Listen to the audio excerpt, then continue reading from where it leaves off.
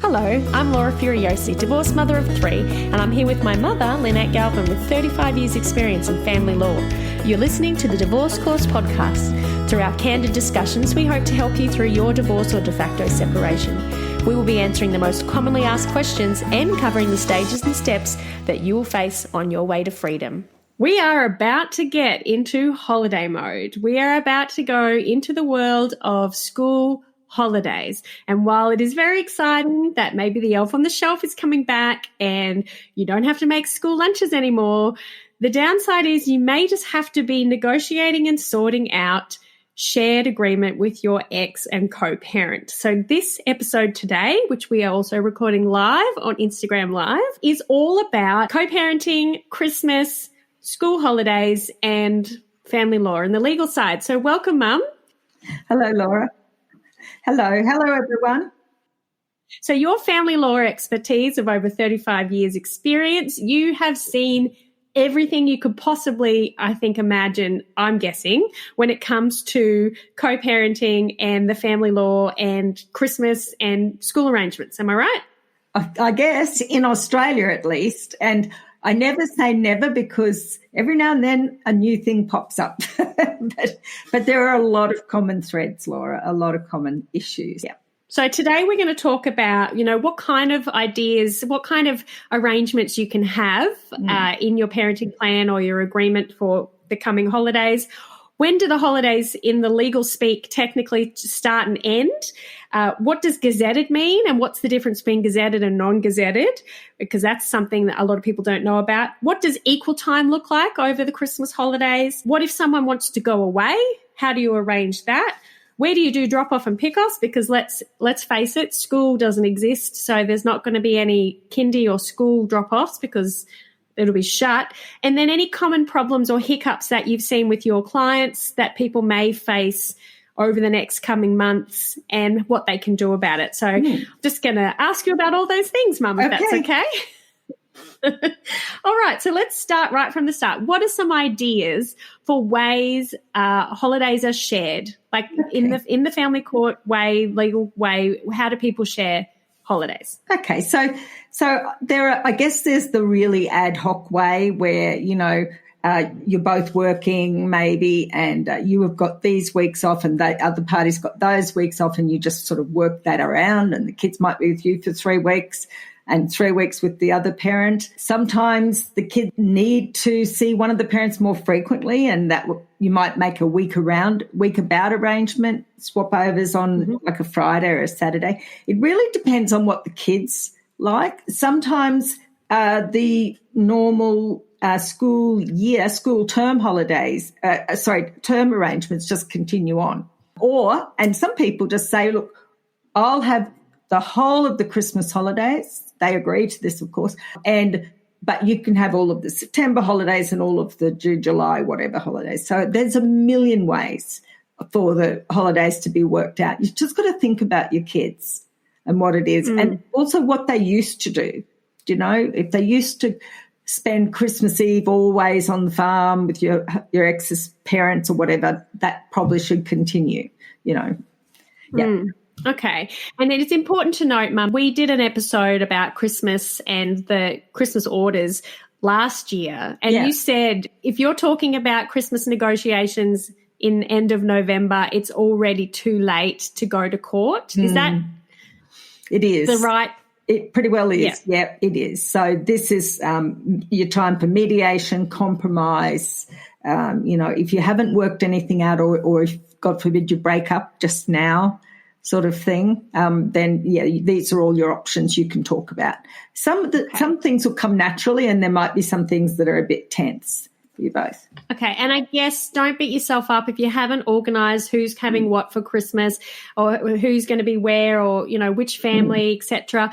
Now is a time to kind of have a sit down and plan it out and try and negotiate. If you can't get the agreement across the line, you can start and apply for it for next year, but start the ball rolling now. So, Mum, if they can't get an agreement, just a legal question, if you can't get your ex and co-parent to agree to any changes to what's already happening, Is there anything they can do, or is it just best to just cope and do what you can do with what you've got? I think what you need to do is with kids, even bigger kids, but especially with little kids, Christmas is when you say it is. And I've never met a kid who didn't want 2 Christmases. So if they're going to be spending Christmas or an important holiday with the other person and you cannot get it changed, then you might declare a non-Christmas or a Christmas the week before or a week after when you do have them, and just accelerate or delay everything, so that the kids don't feel like they're missing out. Yeah, totally. And let's face it, a lot of kids don't even look at the date or the time or calendars, if they're little enough. They rely on you to tell them how many sleeps. Yeah. Okay, so when in the eyes of the family court, when does school holidays, Christmas period start, and when does school holidays or the Christmas holiday period end? Okay, so they normally look at like the last day of school or the last full day of school, which can be a trap because sometimes the last day of school is just a quarter of a day, or the parents or the teachers say, come and help clean up. It's not really a school day. So those days get very blurry. Some people say the gazetted holidays. And if you see that in an order, you'd be forgiven for wondering what the heck gazetted means. So a little history lesson. So before internet and other means of communications, the only way you knew what was happening with government bodies and the government in general was to read the government gazette. And it was a little printed booklet that would come out every year or actually several times a year. And when I started in family law, we still had hard copies of the Gazette. I think it's still gazetted. And it was where big important announcements were made. And so now, of course, we all just Google it and we know when that school's going on holidays, and gazetted doesn't really apply to the private schools usually anyway. But that phrase, gazetted school holidays, is tricky because if you go by the gazetted school holidays, it's usually the Monday after the kids finish school, say on the Friday. The weekend's the weekend. The school holiday gazetted only starts on Monday. So be careful with this gazetted school holiday business, and also finishes on the Friday, the last normal school day, not weekend day before they go back to school. So it just does change the dynamics. So I think spell it out in your orders, so you might have the Thursday before the last day of school, or, something like that. Okay. If you've got someone who's constantly high conflict fighting over that kind of thing, it's a good idea maybe to be really – there's nothing wrong with sticking to the gazetted, I guess, if you are knowing what you're in for. It leaves the weekends up in the air though, do you know? Okay. It does leave the weekends in the air. And if you're at a private school, it does make issues because gazetted and private are different timing. Okay. Yeah. All right. But also weekends, if you ask a kid when the school holidays start, they know it's when they don't have to put their uniform on anymore, and they count Saturday, don't they, and Sunday. Yeah. But gazetted doesn't. So that weekend could be a bit of a tripping point. So, if you're going to do that gazetted thing, then make sure you make arrangements for the weekends before and after. All right. Yeah. Okay. So, but what you're basically saying is you define when school holidays begin and finish. So it's up to you in your parenting plan and your orders. As long as you've got a definition of when they finish and when they start, then you should avoid arguments. Okay. Clarity, that's the key. So once you've defined when the school holidays start and when they end, and let's keep in mind there'll be some people that have kids that aren't in school yet, but having orders that cover school is a smart idea because, let's face it, they're not little forever.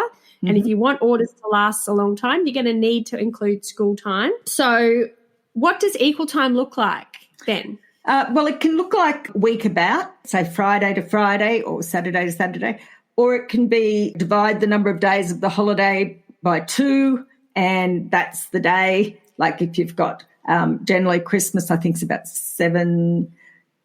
6 weeks, say, so 42 days. You might change over on the 21st day. That might be a way of doing it, and you equal time. Or it might be 2 weeks with one parent, 1 week with another, 2 weeks, and then 1 week with the other and 2 weeks with you. People break it up, whatever suits them. Where should the kids be before they go back to school? Who's doing most of that work? If the parents are one of the parents is interstate, there'll be times when the airfares might be cheaper, or just all of that. If you can come up with it, you can have it, as long as you all agree. Yeah. Yep. And then I suggest write it down, get it documented. Then write it down. If you end up going to court, though, judges are less inclined to write very different, weird orders. Is that right? They usually like to stick to a...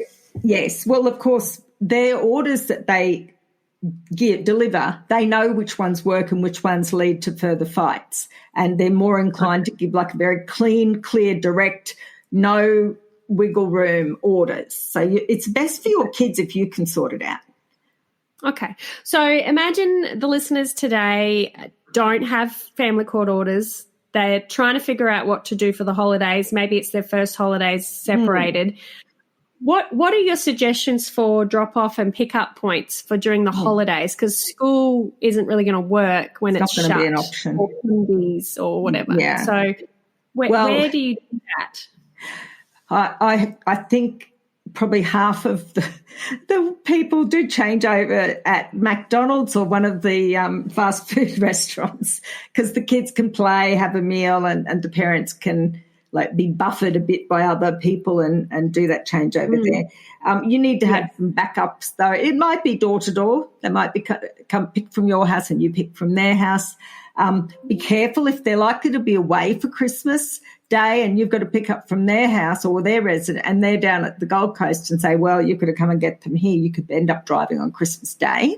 So be careful with that. Pick a point usually halfway between your houses, or if they're flying, it might be at the airport that there's a changeover.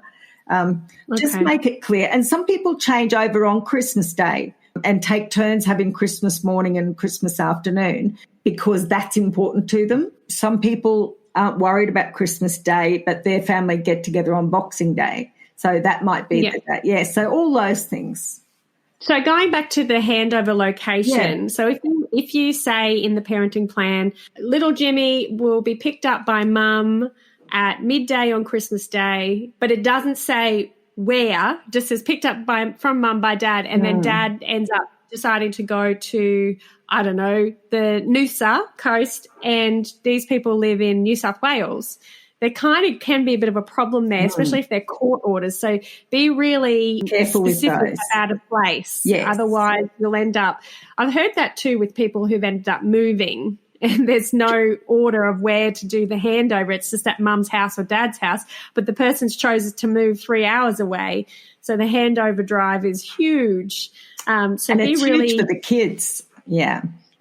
Yes. So be really specific about a handover spot, particularly for holidays, particularly for Christmas, because you don't want to just have to follow them around to whatever location they choose to go, and they don't care because they're going there anyway. It's not their problem to get the child back. So be really careful with that, I guess. Yeah. And you know, maybe it's if they're going to be in a different place every Christmas, you could say a halfway point, exactly halfway between the holiday destination and the home, or, you know, or just between the houses, and specify the location. So even if they do go to Noosa, to use a Queensland example, they have to come back to that location to change over. Yeah. Yes. Don't be doing all that driving for nothing. If they want to go on their holiday, let them do the driving, let them do the travelling. Okay. So what if they do want to go away, Mum? What if one of the stereotypical Disneyland dad goes, I'm taking the kids to Disneyland for Christmas, tells the kids, we're going to Disneyland for Christmas, and the kids are like, yay, but then tells you, and you're like, oh, well, I'm not going to be able to say no because the kids will hate me. So how do you arrange a way to make that work in the holidays? So you have to go, yay, you're going to Disneyland, and then work out a way to make it work. So often when it's week about all the way through the Christmas holidays, neither party gets an opportunity really to go somewhere amazing, because they've got to have them back at 7 days at that McDonald's or at that shopping centre or wherever. So often in orders, people make arrangements that if someone wants to take an extended holiday during that break, they have to give you a month's notice. They can only do it once every 2 years or something, and that you get an opportunity to do the same thing, and as long as they don't miss out on school, you can put all those provisions in. So, yes, it would be it's pretty wicked of someone to tell the kids first, but that it happens. And so you have to, maybe when they come back, you can have extra time with the kids because you missed out on some time, and some people are going to be awful sometimes if it's not in writing, if it's not in the orders. We've done an episode on international travel and domestic travel.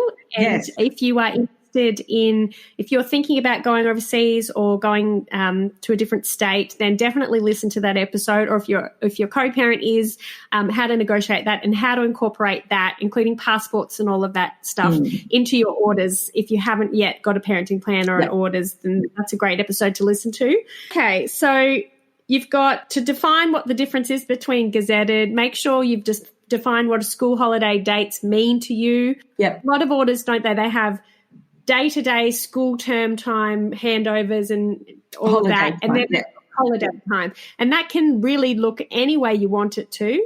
If it's consent orders, any way that works best for you. If you go to court and you get a judge to decide, it may be a bit more of a cookie-cutter approach.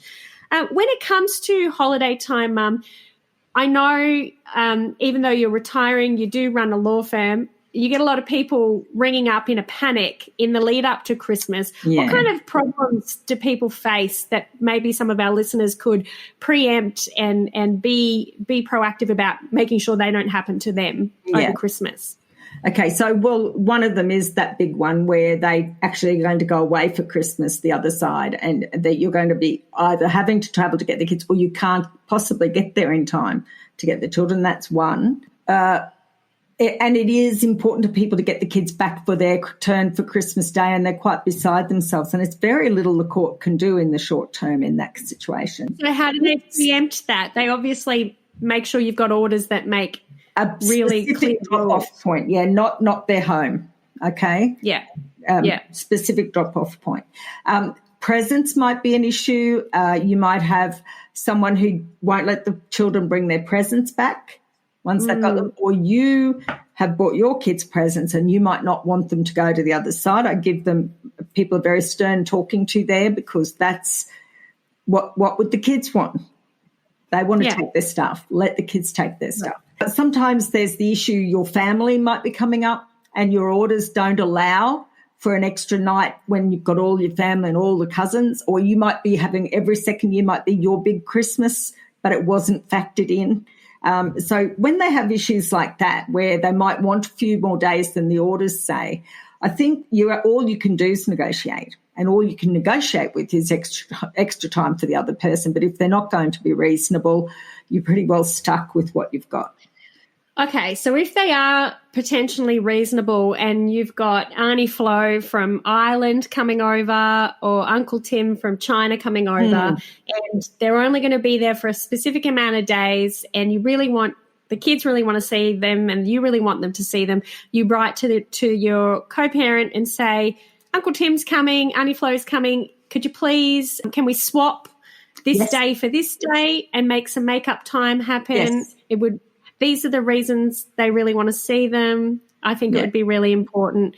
I think hopefully a lot of our listeners have some ability to negotiate with some element of reasonableness. Yes. However, there are the ones that will just say no. Yes. And they're the ones that you need to make sure when you make orders or you finally get orders in the court or you get consent orders that they are allowing for these kind of situations. So you've got to think about every possible drama.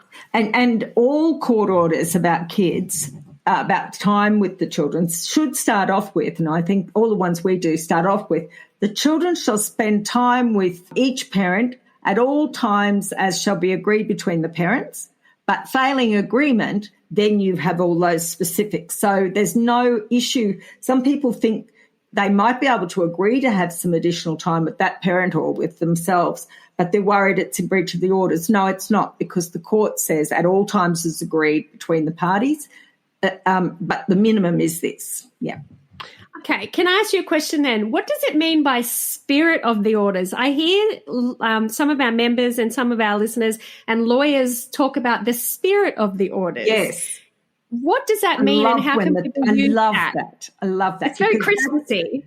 Hey, what? It's very Christmassy. It's a Christmassy thing to say, the spirit of the orders. But what does it mean? Yeah, what it means is some jerk, one of you, some bozo, is going to go all technical and work to the words, and even if it's an absurd consequence or it's not what was meant, but it's just what it says, then it's against the spirit of the orders. The orders were made in the spirit of the children having shared time, having this, having that. That was the mood, that was the intention.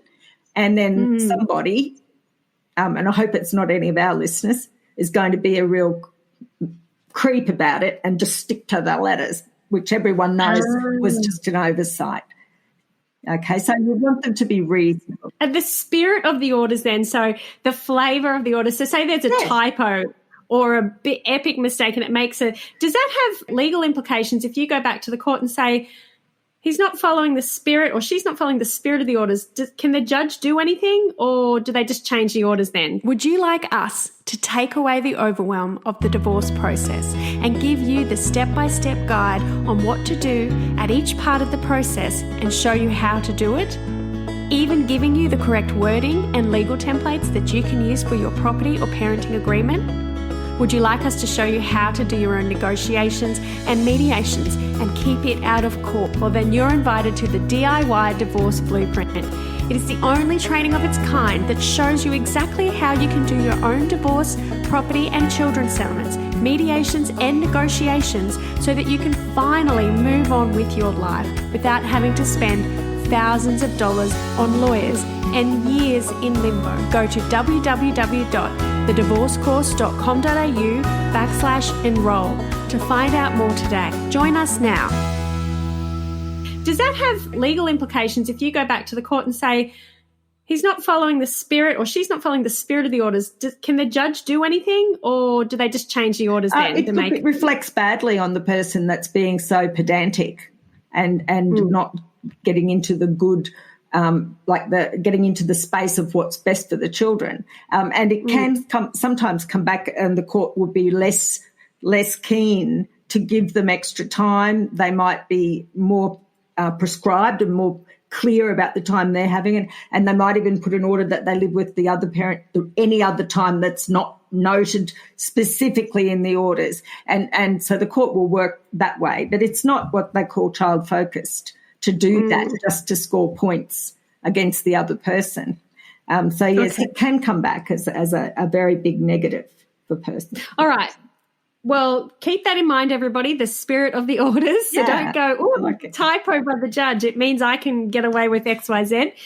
Let's talk about the 4 different personality types and Christmas and what we can help people with if they are experiencing this. So let's start with avoidant. What kind of things do you see happening with Christmas, school, holiday situations and avoidant? And I guess the first one I can think of is, what about when you've got orders and they don't want to take them? Or I've even heard members or listeners say, how do I make my co-parent take the children for some of the Christmas holidays? So what do you say to that if they just don't show up or they're not engaging and they don't take the kids for Christmas? Is there anything that the court can do about that? No, it won't enforce that order because it's not in the children's best interest to be sent somewhere where they're not wanted or welcome. Okay, so your role in that situation is to not make a big deal of it, make it very accessible. Keep trying. Can I drop, do you want to meet us at the shopping centre and we'll just have lunch together and exchange some gifts, or do you want a video link, or just keep trying to build that little bridge. It might be that the other person's going through some mental health issues and it wouldn't be in the children's best interest to be interacting. So you've just got to try and soften the blow as best you can, but the court won't enforce that order. And it is awful if the children have got 2 parents who are really trying to have a break from them at the same time. Yeah. And that is something that, you know, we do get asked that a lot. And one of the Instagram Live people have said it's not in the best interest of the children to be with someone who's doesn't want to have them. And that is something that, you know, if anyone's listening today, you can't force them. No. And you've got to be the parent for them at that time. So you provide all the love and support you can. And hopefully the other parent will come through eventually. And you're the one, even if you've got to work, you'll have to make some other arrangements and just and try not to let the children feel guilty or let them feel too much anger towards the other person. You're going to have to manage it. Yeah. Now, there's a lot of organised, go-getter, intelligent women and men that listen to our podcast who might be like, I'm going to sort out the school holidays. There's like 2 weeks left in Queensland. I don't know how much there is in other states, but I'm going to sort this out so there's no guessing. There's nothing up in the air. I'm going to send them a letter and ask them to agree or come up with some – and they don't get any response back. So that everything's up in the air. They don't know when they're going to do handover. They don't know who's going to have who for Christmas. Have you got any advice for those people, general advice? General advice only is keep trying, okay, and be specific. Don't say, I was hoping to have the kids for some of the time this year. Instead say, I was planning to go to the Christmas carols at such and such. Did you want to do the changeover there? Bring the kids there and I'll take them home. Just be specific. That's a very bad look for a person who won't get involved. And it's terrible for you going into Christmas not knowing if you're going to have the children or not. And it's one of the situations where you're really better off, if you haven't got anything, parenting plan or anything, is to go to court and get some orders so everybody knows where they stand. You know. Yes.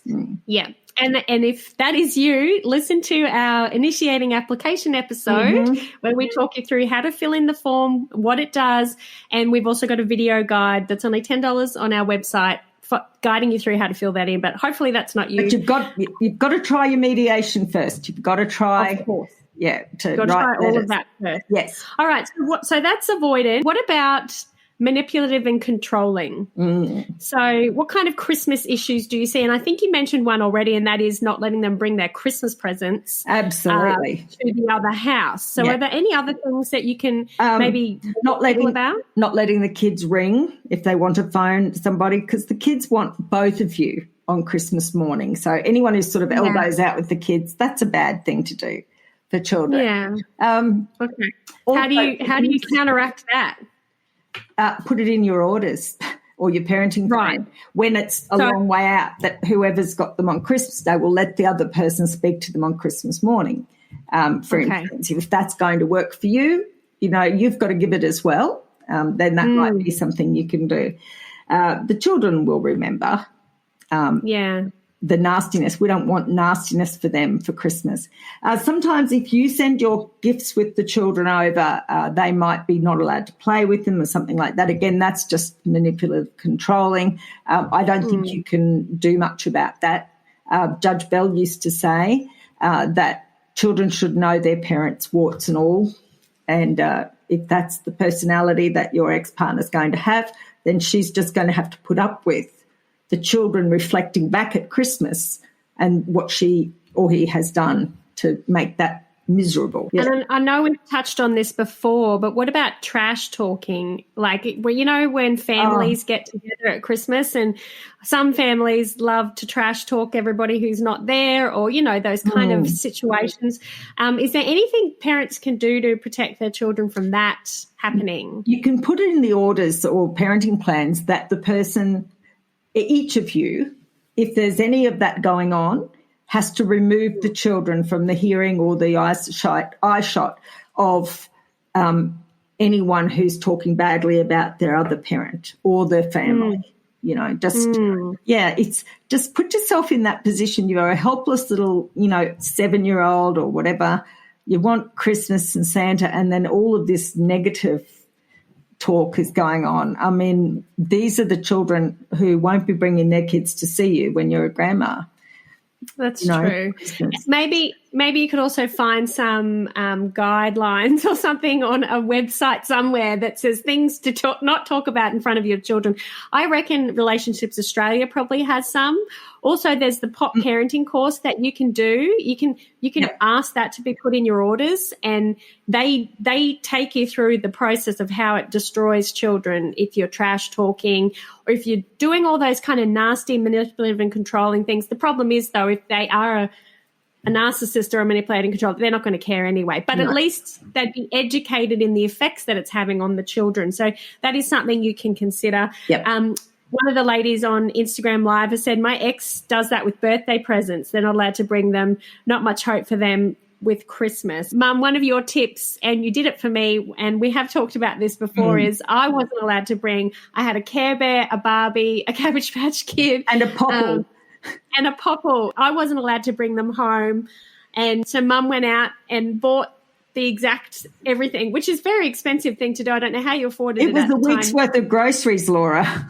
But you went and bought everything, and I had exactly the same replica, which did help a little bit. But in the end, it doesn't really undo the damage that it can do to a child if that kind of and the relationship. Yep. And the relationship, because it's definitely something a child will not forget. So, okay. Yeah. So, no, I have not forgotten it. So that's manipulative, controlling, and high conflict again. It's all about having the orders in place so there's no argument. And keep your distance. Like if they're likely to have a little bit to drink at Christmas, you're dropping the kids off and they're likely to have a go at you, don't give them the opportunity, open the door. Kids can go, shut the door, off you go. Like, just don't do that in front of the kids. Anything that happens at Christmas has a multiplier effect, doesn't it, Laura? I think for children and families. So can you get somebody else to do it? So could you get the grandma with the drop off? Yeah. Or the auntie, and then that way there's no chance of as long as there's no friction between them. Yeah, there are great things you can do. And don't let your kids think you're going to be sitting home sobbing because you haven't got the kids for Christmas. Also, don't let them think you're going to have the best time now that they've gone, because that's not either way. It's not going to be conducive to them feeling happy about leaving you. So you want to say things to them like, it's been so lovely having you this morning and we'll have a great time when you get back. But I'm going to put my feet up now and watch one of those movies you don't like or a documentary or, I'm going to read a book for the rest of the day. So you're going to have a good time with mum or dad or whatever. Yeah. Yes. Okay. And look, there's so many other things. There are so many things that can go, and happen. If you are still thinking about Christmas and trying to figure it out, we have that other episode from last year where we go into depth about all of those things as well, Christmas and orders. So check that out. I'll put that link in the show note. Last question to you, Mum, and this is a modern day question. I'm sure you didn't deal with this 35 years ago. What about the elf on the shelf? What do you do when there's two homes and that freaking elf has to be there every day? Isn't there one in each household? Well, that would be a good solution, I guess. And if not, then you can screenshot where the elf is each day, and then the children, you could video and have them do it as a puzzle from the other place or when they come home. Have you ever seen... Someone's laughing. Have you ever seen Elf on the Shelf being mentioned in orders? No. Not yet? Brace yourself, Mother, because that's I can tell you now, no judge will make that order. Could you put it in consent orders, though? Yes, you could, but good luck trying to enforce it. Your Honour, on the 24th of December, she did not put the elf on the shelf.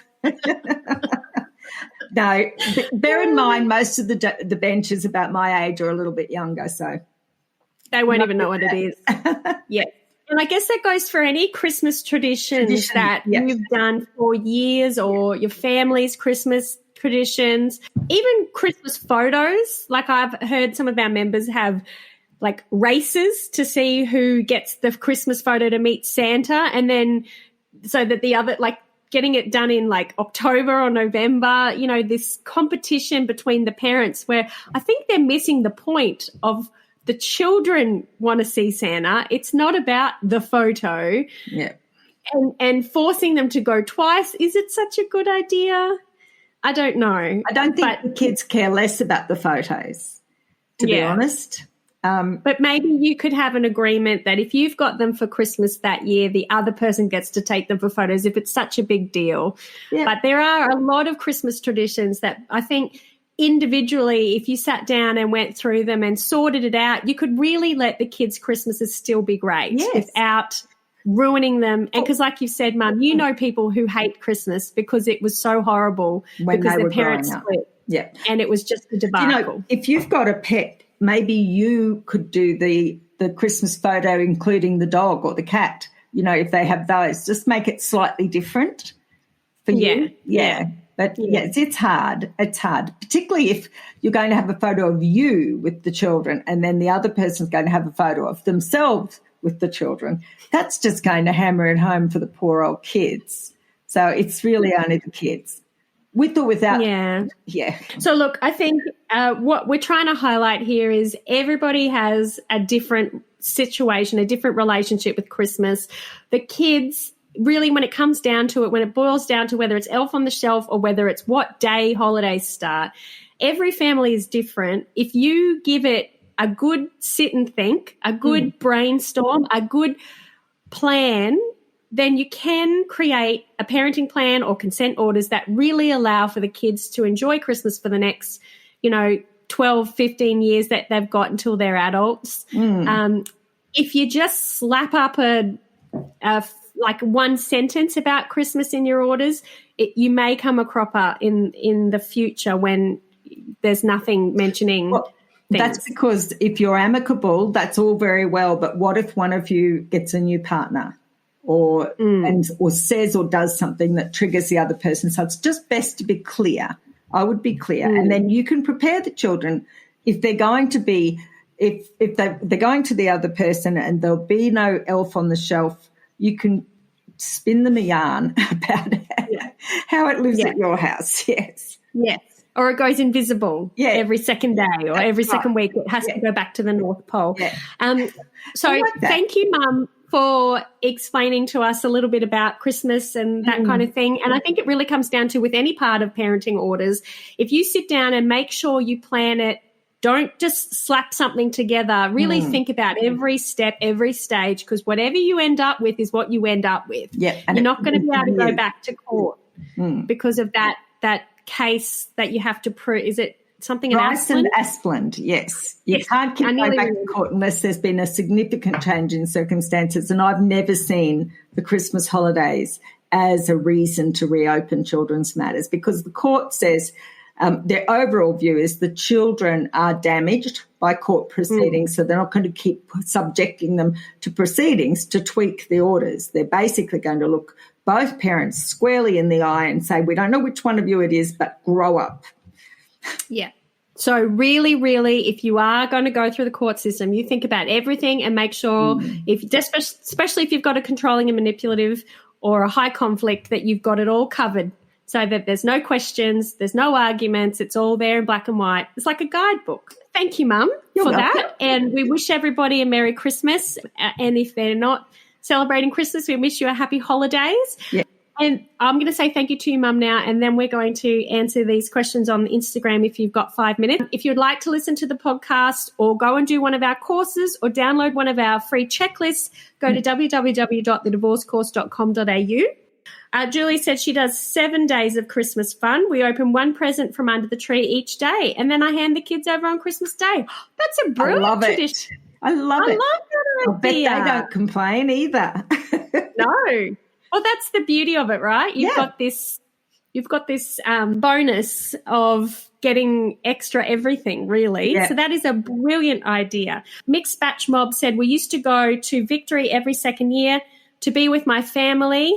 Can I request to keep that tradition? Yes. Victoria, not Victory. To Victory, not Victoria. Yes, you can. And put that in. And the argument, if it ever got to a judge, would be, we've always done this. The kids expect it every second year. And in return, the other year, the person can do, whatever they used to do the other year. So, that's fine. So the judges like to kind of keep the status quo. Is that right, Mum? Yes. In most things, whatever was happening before to continue. Yes. As long as you're offering a fair trade, like, you know, something similar for the other person, I think the court will go with that. Okay. Wonderful. All right. Thank you, everyone, for being here today. Check out our website, www.thedivorcecourse.com.au. And if you'd like to follow us on TikTok, or you're already probably following us on Instagram, we're also on Facebook. Any messages on Facebook goes direct to Mum. You get me on Instagram and TikTok, unfortunately. And if you are going through a tricky divorce right now, or you're about to start, check out our course, the DIY Divorce Blueprint.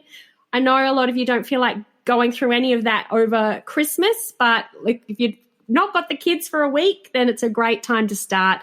Watch some of our videos and start getting the work done. So thanks, everyone, and Merry Christmas to everybody who's watching, and Merry Christmas, Mum. Merry Christmas. Thanks, Laura. Bye-bye. Bye. If you found this podcast helpful, we'd love it if you could rate, review and subscribe. By doing so, you are spreading the word to help someone else just like you. Lynn would like to remind you that this podcast is general advice only, and you should always get legal advice in relation to your particular situation. And remember that the Australian laws may have changed since recording.